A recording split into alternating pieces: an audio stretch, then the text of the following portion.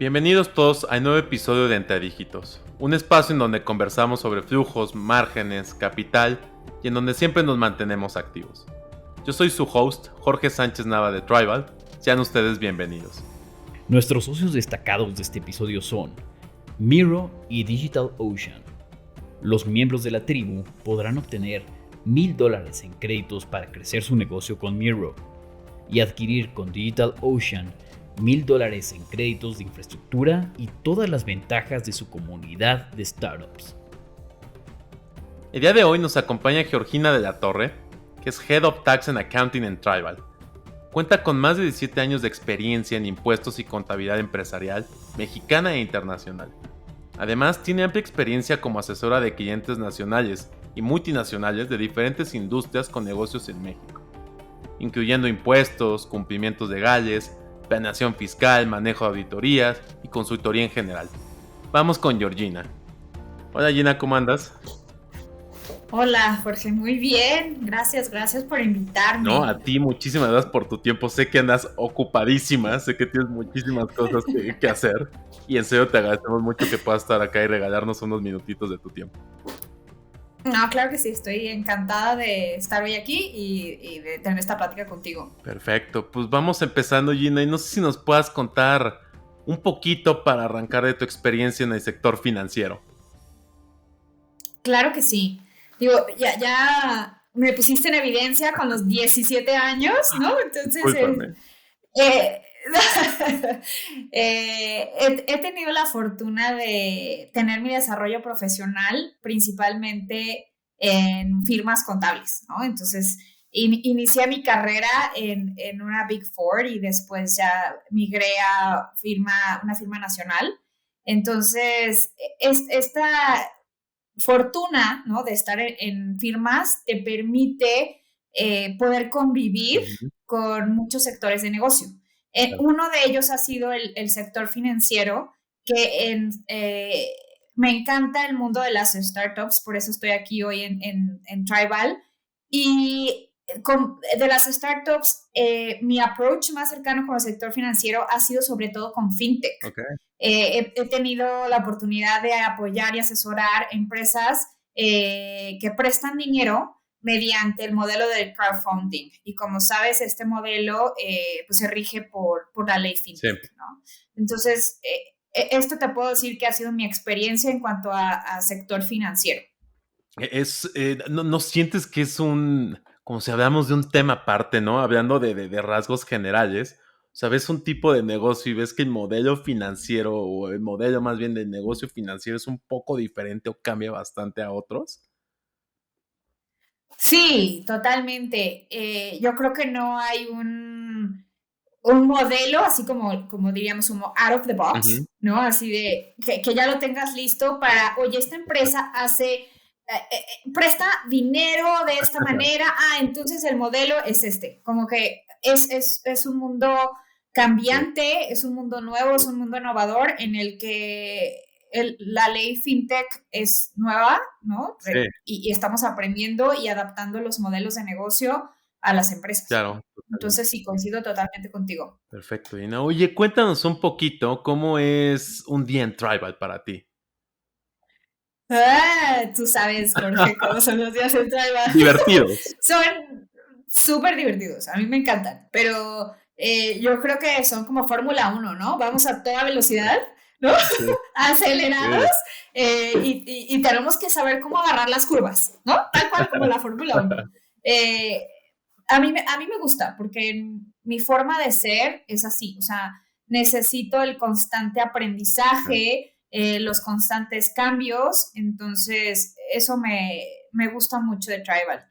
Así son mis días, no hay un día aburrido, hay un día lleno de emociones y me encanta esa emoción y esa adrenalina de poder aprender, poder desarrollar, poder innovar, que me permitan poner toda mi creatividad, y eso que soy financiera, o sea, eso que soy contadora y que el estigma del contador es que somos así cuadraditos. No es cierto, no es cierto. Aquí no te lo permite, o sea, a ver, en general sí te marcan unas reglas, ¿no? Que te dicen que debes ser de repente un cuadro, pero creo que Sí, aquí no. solo porque nos tiene que cuadrar Claro, las claro. cifras, pero nada más. Pero creo que aquí no te lo permite, ¿no? O sea, eso de cuadrar las cifras sí, pero no te permite el tener tanta limitación, ¿no? Y creo que es algo muy entretenido que pasa en Tribal y en startups, esa manera de sacar tu parte creativa, como dices, como financiero, ¿no? Que pocas veces uno creería o alguien fuera de finanzas creería que no es posible. De acuerdísimo, pero no, no, no, no. Los financieros tenemos que ser muy Hay creativos. que buscar la forma siempre, ¿eh? O sea, es como, sí, hay que decir que sí, más bien hay que buscar la forma de cómo sí. De acuerdo, Oye, totalmente. Gina, veo que trabajaste en empresas que siempre han apoyado a multinacionales o extranjeras. Tienes gran conocimiento en startups haciendo negocios en México. Sabemos que esta práctica en un país diferente puede ser complicado. ¿Qué es lo primero que tú consideras que deben de considerar estas compañías al llegar al mercado mexicano? Mira, sí, he apoyado a muchas empresas que deciden llegar al mercado mexicano. Y lo primero que les digo es tienes que probar la comida para conocer a México. Lo básico. Ya que probaste los tacos, entonces ya, listo, estás listo. No, no, o sea, ¿sabes qué?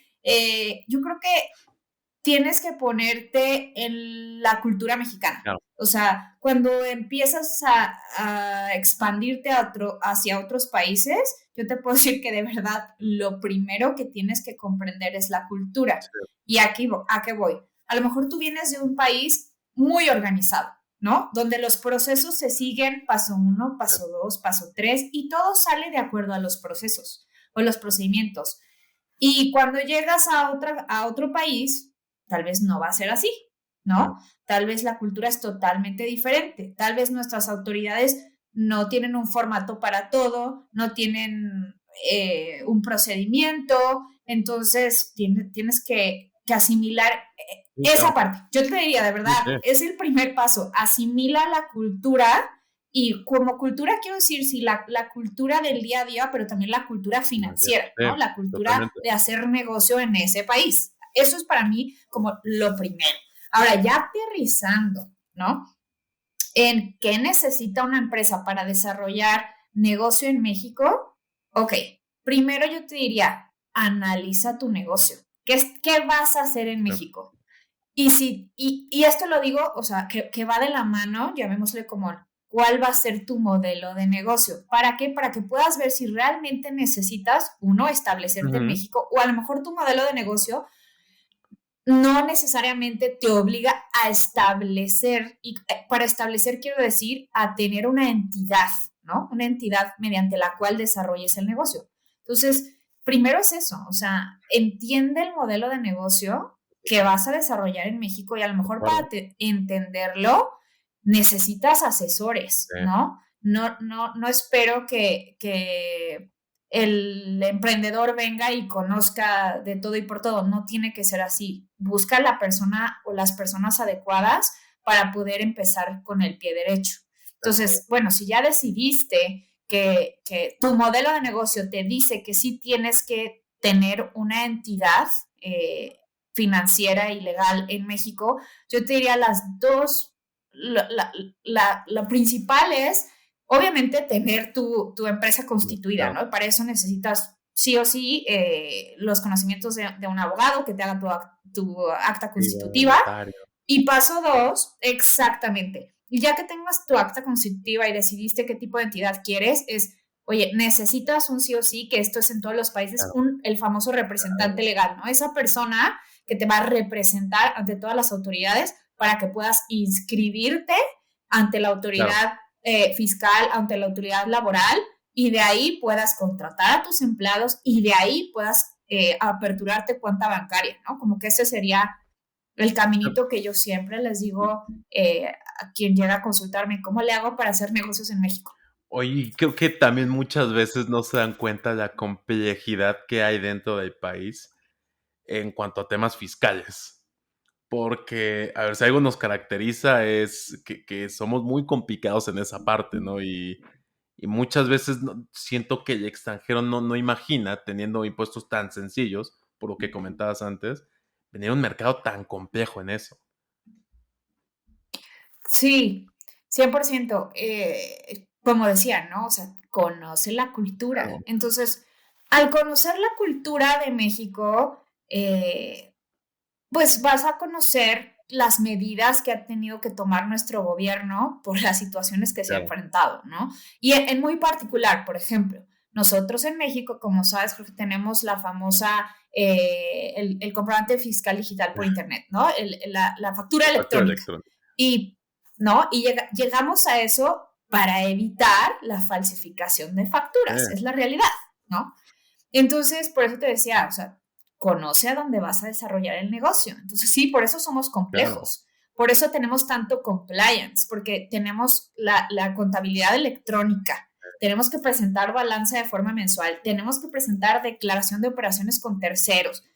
Y todo esto es control que nuestro gobierno ha tenido que implementar, ¿no? Que, por ejemplo, si lo comparamos con Estados Unidos, en Estados Unidos, Uy, como sabes, no hay facturas, o no. sea, tú puedes, PDF. casi, ¿no? La servilleta, te Mm, pueden anotar ahí lo que consumiste, el total, y con eso tú lo sí, puedes registrar en tu sí. contabilidad, ¿no? Y no te van a objetar la deducción. En México, como, no, ya sabes que la Uf, factura tiene que ir al SAT, regresar, eh, sellar, tener ahí la firma de tu abuelita para hacerla válida, ¿no? cumplir 70 requisitos para que digan, bueno, ya está bien, ahora sí va. Exactamente. Oye, Ginny, basada en tu experiencia, ¿cuánto suele llevar de una compañía empezar a operar en nuestro país? Me gustaría decir un número fijo.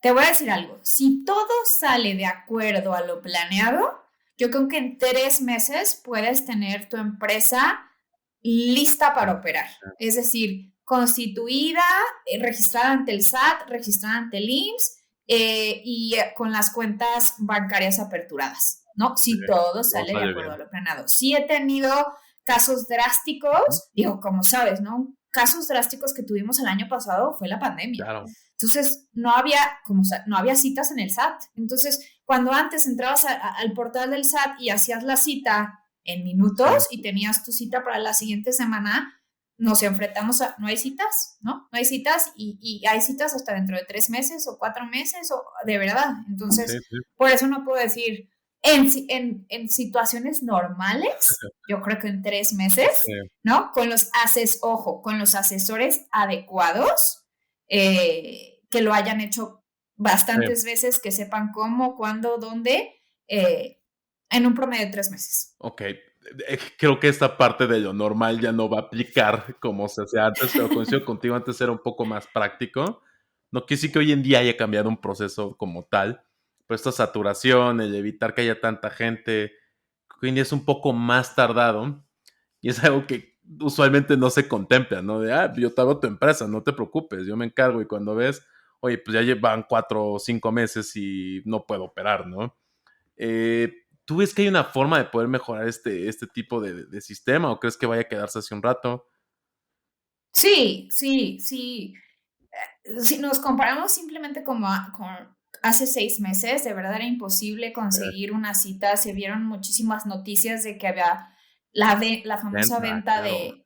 de citas. Y sí, el SAT a su ritmo, ¿no? Ha ido metiendo mejoras. Sí ha sacó un nuevo portal para las citas. Entonces, sí, esperemos que sí, de todas formas sigue complicado, no te voy a decir que no, o sea, en promedio, si hoy buscas una cita, Claro. la encuentras para dentro de 3 semanas, para inscripción al Registro Federal de Contribuyentes. Entonces, no está ágil, pero hace 6 meses no, No la o sea, de encontrabas, verdad, claro. no la encontrabas, Sí, ¿no? Hoy ya la encuentras como en un promedio de 3 semanas. sí, estoy de Entonces, pues sí, acuerdo. vamos Han mejorando. mejorado tiempos, pero también considero que falta un poquito más de... A ver, avanzamos muy rápido en la pandemia a cuanto a mejorar este proceso, que antes también era un poco tardado ya encontrar y hacerlo, yo llamo automatizar o hacerlo a través de estos web services, ¿no? Que son mucho más prácticos.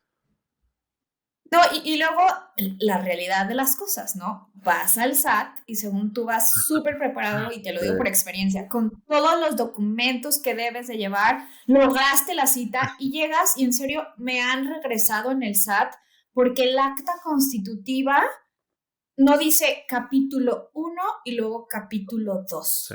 Oye, es que no dice, y de verdad es como, oye, pero eso, dime en dónde en la ley, Dijiste, ¿no? ¿Dónde dice que mi acta tiene que decir capítulo 1 y capítulo 2?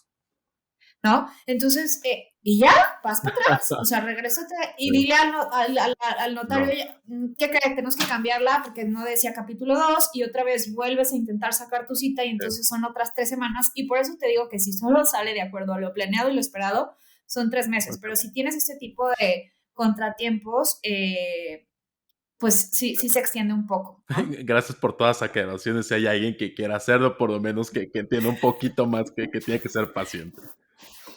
Exactamente. ¿Sabes que hay un tip que puedes escribir a la Prodecon y pedir que te acompañe alguien y, y te acompañen al trámite y fluye Y más mucho rápido, mejor? claro. Existe esa posibilidad, para que quien nos escuche lo sepa que existe eso y lo puedes pedir tanto para el SAT o para el Es IMSS. bueno saberlo. Siempre Entonces, tener una compañía que te asegura agilizar, yo creo que es bastante valioso. Muchas gracias.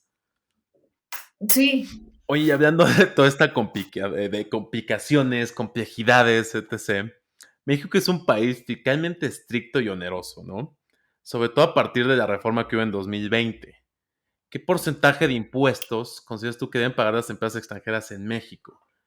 Porque hoy en día creo que hay una, no sé, esta parte de no saber cuánto te toca pagar, por qué vas a pagar tanto, cómo tienes que pagar, siendo específicamente extranjero. mira, es que la respuesta fácil Ujú, es, ¿cuál es la tasa corporativa? ¿No? Por ahí tenemos que empezar. sí, Entonces, México paga, o sea, como sabes, hay los dos impuestos, digámoslo así, pero vamos a hablar sobre el impuesto a las ganancias, ¿no? Que es el impuesto sobre la renta, que es el impuesto corporativo. Entonces, la respuesta fácil es, ¿cuál es la tasa sobre las ganancias que se graba en México? La tasa es el 30%. Esa es la respuesta fácil y directa. ok, Sin embargo, si tú eres un accionista que está planeando invertir en México, tienes que voltear a ver el paquete completo. Y el paquete completo lleva, ok, el 30%, que es el impuesto sobre la renta que vas a pagar en México por claro. las ganancias que generes, es decir, las utilidades que Ujú, tengas ahí.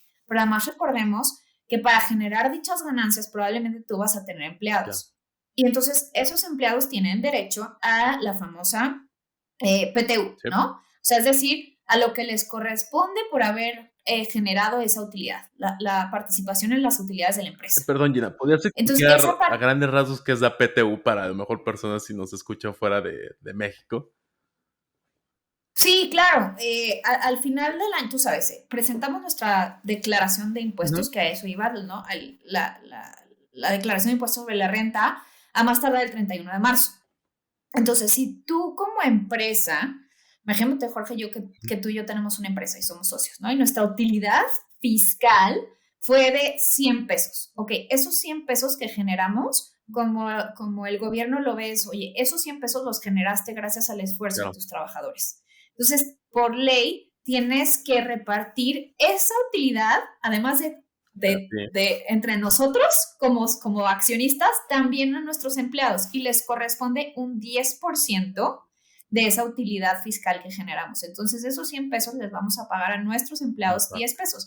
¿Cómo se los pagamos? Como sabes, la fecha límite es el último día de mayo, ¿no? Ujú, Y se reparte de acuerdo a los días trabajados y el nivel de sueldo, básicamente. ok, Entonces, por ejemplo, tristemente, ¿no? Si tú y yo entramos a Tribal a trabajar en 2022, la utilidad que genere Tribal en el 2021 no no nos nos- corresponde nada. ¿Por qué? Porque nosotros no la generamos. Entonces, a pesar de que se paga en mayo del 2022, tú y yo no claro. tendríamos derecho a nada porque no estuvimos en ese año que se generó. Entonces, retomando, ¿no? Dijimos 30% Ujú, es la tasa corporativa, más ese 10%, ¿no? Que tienes que compartir con los empleados. Más aparte, ¿cómo tú y yo como accionistas nos vamos a llevar? Imagínate que somos, como dije, un accionista que está en el ujú, extranjero. ¿Cómo nos vamos a llevar esa utilidad que generamos en claro, México? ¿No? Esos 100 pesos de los que estamos hablando. La forma más común es por medio de los dividendos. dividendos. Sí, pero la ley te dice, oye, cuando pagues dividendos al extranjero debes de retener un 10% de impuesto. Entonces, imagínate, si vas sumando, ¿ya en cuánto vamos? Claro. ¿No? 30 del De corporativo más 10, 10% de que repartes, dividendos. más el 10% Claro, de la retención. Entonces, por eso a veces, como te decía, cuando planeas invertir en un país, hay que ver el paquete completo, claro. no solo la tasa corporativa, es decir, todo lo que implica para ver cuál va a ser tu tasa efectiva al final. Porque, por ejemplo, si sacas un promedio, estás hablando que la tasa corporativa o la tasa de impuesto realmente en México, contemplando los Sí, aspectos que te dije, va a ser de un pues sí. 46%, probablemente. Entonces, la respuesta rápida que te van a dar es un 30%, tú te vas a caer, es un Bueno, está 30%. bien. Pero no, o sea, hay que voltear a ver esto, hay que voltear a ver aquello para que realmente el número que te quedes sea a Claro. lo mejor el 46 o el 50%, Las ¿no? letras chiquitas de contrato, ¿no? Que normalmente no llegamos a ver. Sí, es complicado. Exactamente, exactamente, ¿no? Y el otro impuesto que te decía, bueno, nada más para que compartir, el impuesto sobre la renta, nosotros en México, porque en otros países no es así, ¿eh? Nosotros vamos haciendo pagos anticipados del impuesto sobre la renta de forma mensual. Y ya al final del año hacemos un ajuste de Ujú. cuentas, es decir, oye, ¿te debo o me Sí, debes? Así es básicamente como funciona en México el impuesto a las ganancias.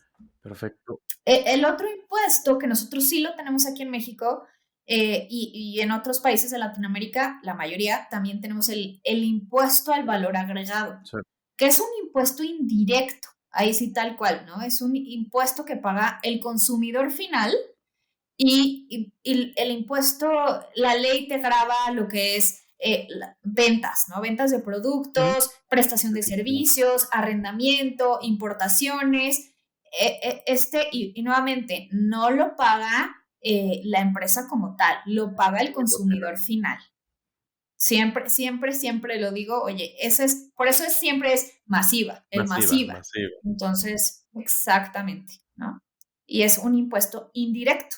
Y estos también se presentan, ¿no? Debe estar considerado que el externo o el que viene del extranjero tiene que presentar una declaración para avisar que también tiene este impuesto, lo cual lo hace un poquito Claro, más sí. complicado. Sí, sí, sí. O sea, una vez que tú incorporas, vas a tener que pagar el impuesto de la Claro. renta y el impuesto de valor agregado. El impuesto de valor agregado también se paga de forma mensual. La tasa en México es del 16%, ¿no? Y es competitiva, digamos, porque hay en otros países donde pagas el 19%, el 21, 21%. 3. Ujú. Entonces, Oye, y hablando de estos impuestos, ¿consideras que el eventual puesto en marcha del impuesto mínimo global a las transnacionales podría mermar el atractivo de México para que vengan a invertir? honestamente, no, no nos va a pegar. Esto es una propuesta, ¿no? De la OCDE Ujú. y habla de normas y habla de dos Sí, pilares, ¿no? Lo que menciona sobre, digamos, la base mínima es el segundo pilar. Y en qué consiste? Consiste en que lo que busca la OSDE y BEPS es que cuando tú tengas actividades en otras jurisdicciones, pagues el mínimo impuesto que sea el 15%. Es decir, a lo mejor hoy en día tenemos un país claro. donde se está pagando una tasa inferior al Ujú. 15%. Lo que se busca es que esos países donde tengan una tasa inferior al 15%, lo mínimo que hoy en día paguen, ¿no? Sea este Ese 15%. 15%. Entonces yo te digo, a México o Ujú. sea, cuando un inversionista evalúe si viene a invertir a Claro. México, no le va a afectar porque nuestra tasa es del 30%.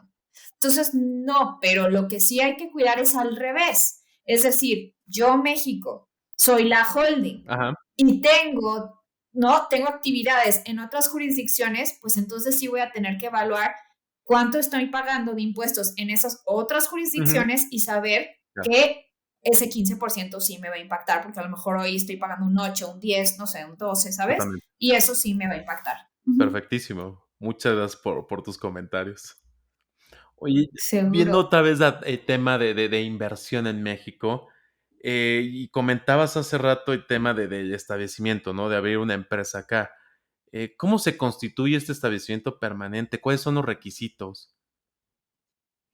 Mira, yo creo que la pregunta la quiero tomar más bien de cuándo se detona, porque yo sería lo primero que les diría, oye, a ver, ¿vienes a hacer negocios en México? O más bien, ya estás haciendo, Sí, que suele pasar, sí, ¿no? sí. Ya estás haciendo negocios en México y ni te has dado cuenta que ya tienes un establecimiento Ándale, permanente. Entonces, este término lo usamos muchísimo los fiscalistas, ¿no? El establecimiento permanente, LP, ¿no? ujú, Como nos gusta decirle.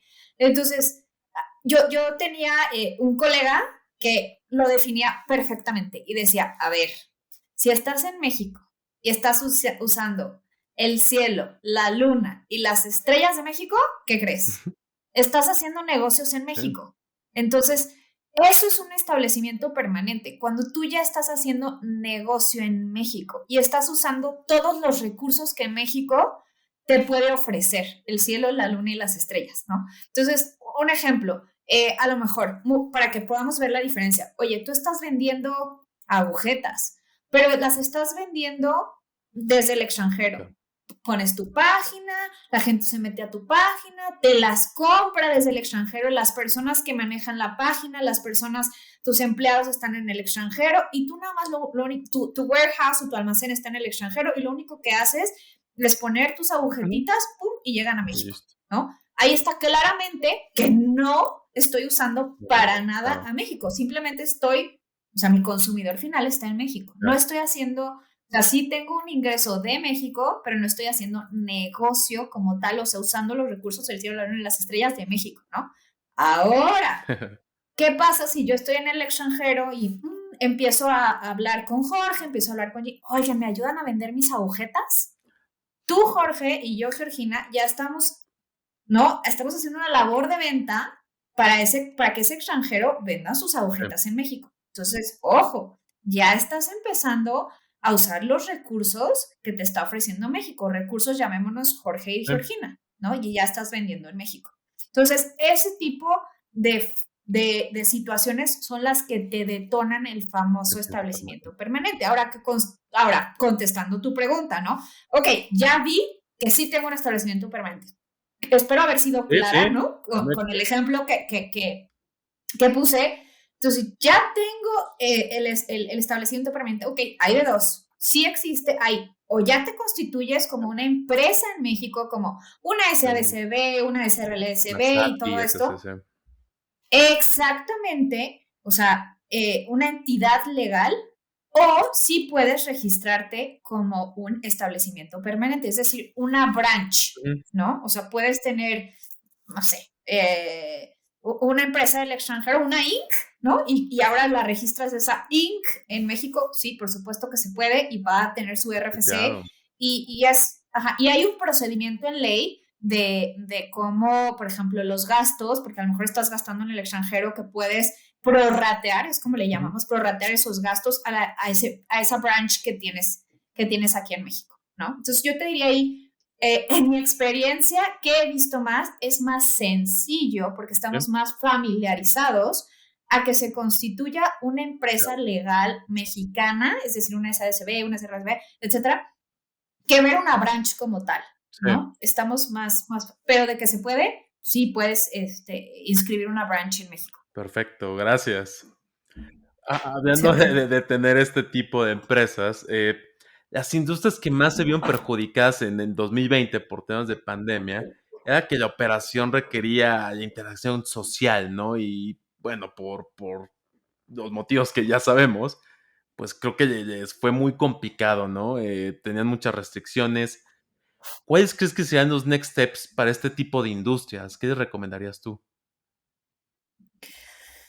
Ah, mira, la verdad es que no leemos el futuro, ¿no? No podemos prevenir esta situación que pasó, pues se puede Sí, puede claro, volverse a repetir o venir otra totalmente claro. inesperada que en nuestra mente, o sea, si a mí me preguntas, oye, Georgina, ¿tú pensaste alguna vez en la vida que ibas a vivir una pandemia? Nunca. Eh, entonces, yo te diría, ¿sabes qué? Simplemente, mi recomendación es crear un fondo de contingencia. O sea, ¿no? Y yo te platico algo muy particular, pero en la escuela de mis hijas hay un fondo. Pues pasamos por muchos momentos difíciles, como dices, o sea, de que tú vendías muy bien. Un restaurante. Sí. Es un restaurante, pum, de la noche a la mañana, Bye. ¿sabes qué? Perdiste el consumo, ¿no?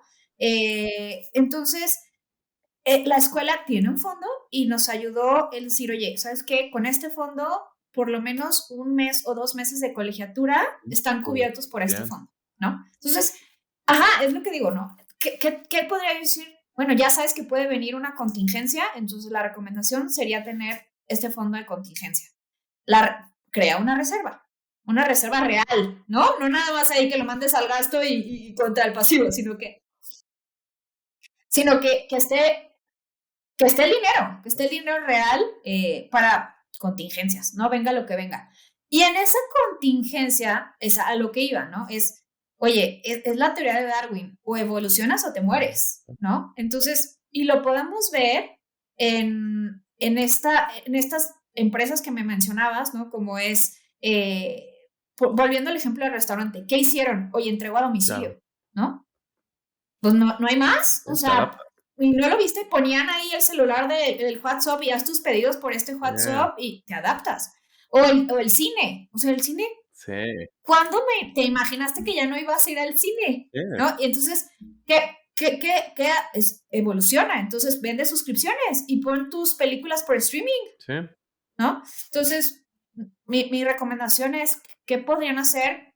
Pues estar preparados para la evolución y tener un fondo de contingencia. Y ese fondo de contingencia tal vez usarlo para adaptarse al nuevo mercado. Creo que hay muy pocas empresas que consideran este fondo de contingencia, incluso estando en normas internacionales y en normas mexicanas para tener este seguro, por así decirlo, por si pasa algo, ¿no?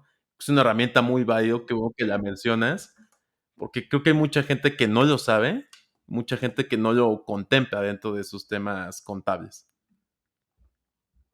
Sí, no. Si me preguntas a mí en mi experiencia de las empresas que he revisado cuántos tienen un fondo de Uf, contingencia, yo creo que menos del uno por sí, ciento, te la ¿no? creo totalmente. Yo también he visto muchos A lo lados que mejor sí. es O estás hablando sí, de empresas las transnacionales, ¿no? nacionales, Que a sí. lo mejor sí. Exacto. Perfecto, muchas gracias, Gina.